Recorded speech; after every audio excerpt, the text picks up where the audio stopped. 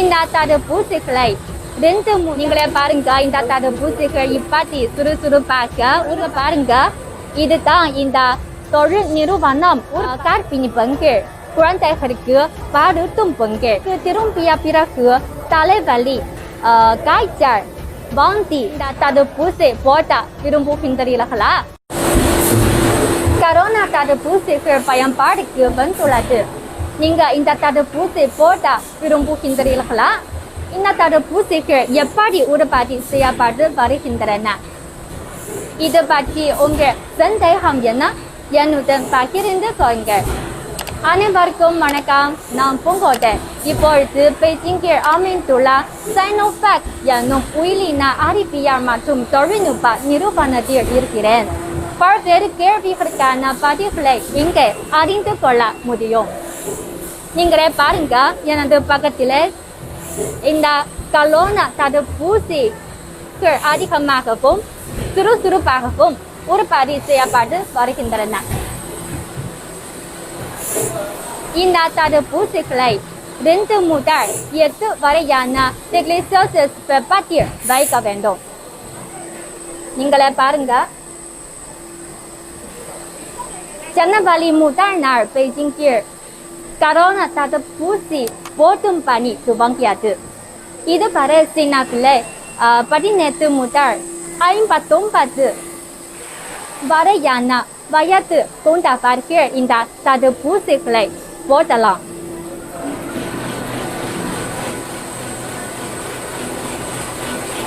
நீங்களே பாருங்க. இந்த தடுப்பூசிகள் இப்படி சுறுசுறுப்பாக உற்பத்தி செய்யப்பட்டு வருகின்றன. இந்திய செய்தி ஊடகங்கள் வெளியிட்ட தகவலின்படி தமிழகம் உள்ளிட்ட இந்தியா முழுவதும் ஜனவரி 2ஆம் நாள் இந்த தடுப்பூசி ஒத்திகை துவங்கியது.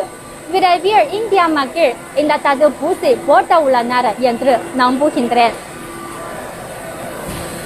நம்பர்களே, நீங்க பாருங்க.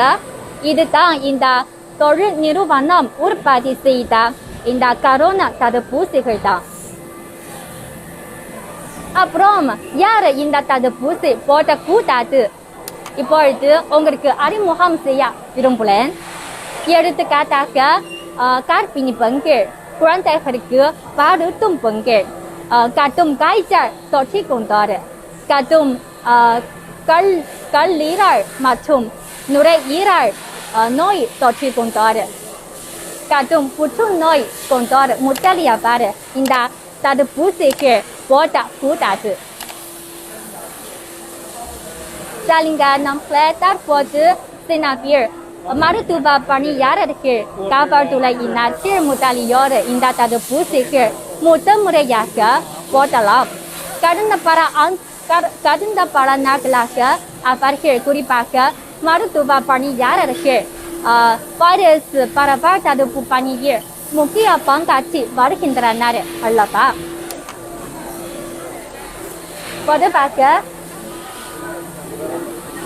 பொதுவாக இந்த தடுப்பூசிகள் 2 முறையாக போடப்பட வேண்டும். நேர இடைவெளி 14 நாட்களை தாண்ட வேண்டும்.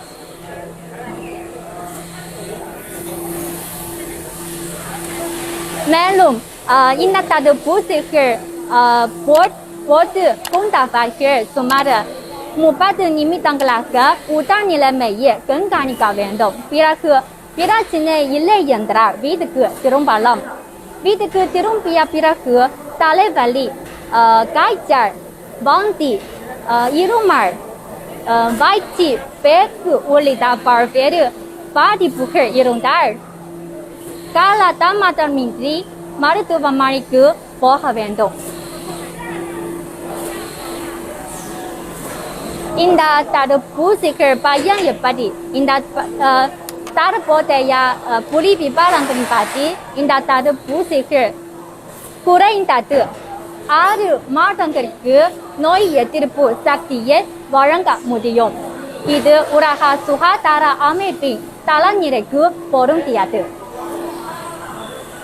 சரிங்க நபர்களே, எப்படி இவ்வளவு அதிகமான தொடர்புடைய தகவல்களை அறிந்து கொண்ட பிறகு நீங்க இந்த தடுப்பூசி போட விரும்புகின்றீர்களா? சரிங்க, இன்றைய காணொளி இவ்வளவுதான்.